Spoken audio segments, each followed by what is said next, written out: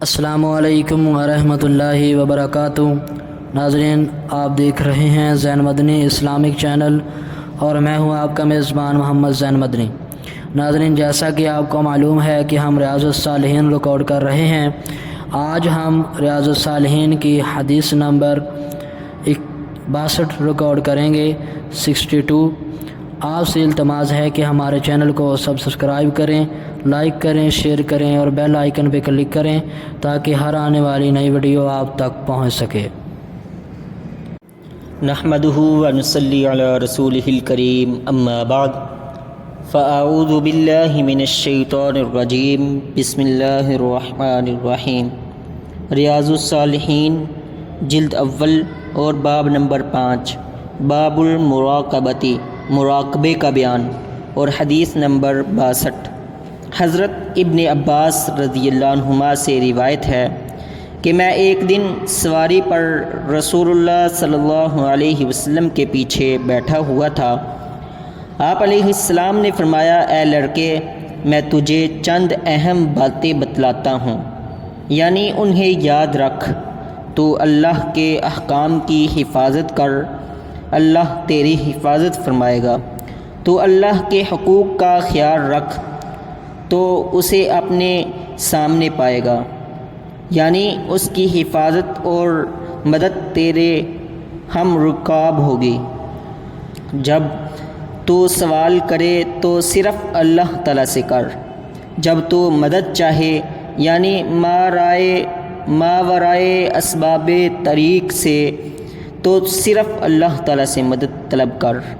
اور یہ بات جان لے کہ اگر ساری امت بھی جمع ہو کر تجھے کچھ نفع پہنچانا چاہے تو وہ تجھے اس سے زیادہ کچھ نفع نہیں پہنچا سکتی جو اللہ تعالیٰ نے تیرے لیے لکھ دیا ہے، اور اگر وہ تجھے کچھ نقصان پہنچانے کے لیے جمع ہو جائے تو اس سے زیادہ کچھ نقصان نہیں پہنچا سکتی جو اللہ تعالیٰ نے تیرے لیے لکھ دیا ہے۔ قلم اٹھا لیے گئے یعنی لکھ کر فارغ ہو گئے، اور صحیفے یعنی توشہ ہائے تقدیر خشک ہو گئے۔ اسے ترمذی نے روایت کیا ہے اور کہا ہے کہ یہ حدیث حسن صحیح ہے۔ اور ترمذی کے علاوہ ایک اور روایت میں ہے، تو اللہ کے حقوق کا خیال رکھ تو اس کو اپنے سامنے پائے گا۔ تو خوشحالی میں اللہ کو پہچان اور اس کی طرف توجہ رکھ، وہ تجھے تنگی اور مصیبت میں پہچانے گا، یعنی تیری دستگیری فرمائے گا۔ اور جان لے کہ جو تجھ سے چوک جائے وہ تجھے ملنے والا نہیں، اور جو تجھے پہنچنے والا ہے وہ تجھ سے چوک نہیں سکتا۔ اور یہ بھی جان لے کہ اللہ کی مدد صبر کے ساتھ ہے، اور کشادگی تکلیف کے ساتھ ہے، اور تنگی کے ساتھ آسانی ہے۔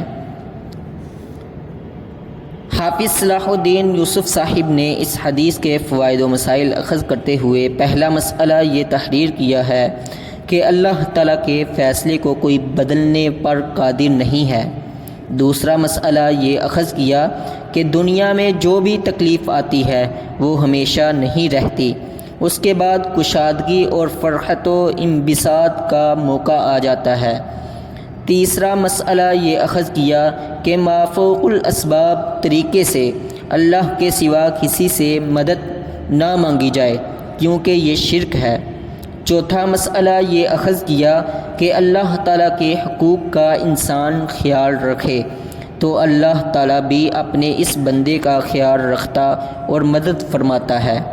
پانچواں مسئلہ یہ اخذ کیا کہ نوجوان بچوں کو گاہے بگاہے دینی احکام اور اللہ تعالیٰ کی عظمت سے آگاہ کرتے رہنا چاہیے تاکہ ان کے دل میں اللہ تعالیٰ کی محبت اور عظمت جاگزی رہے۔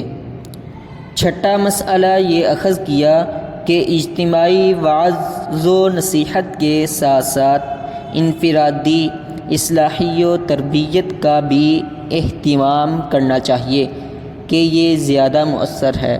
وما توفیقی الا باللہ۔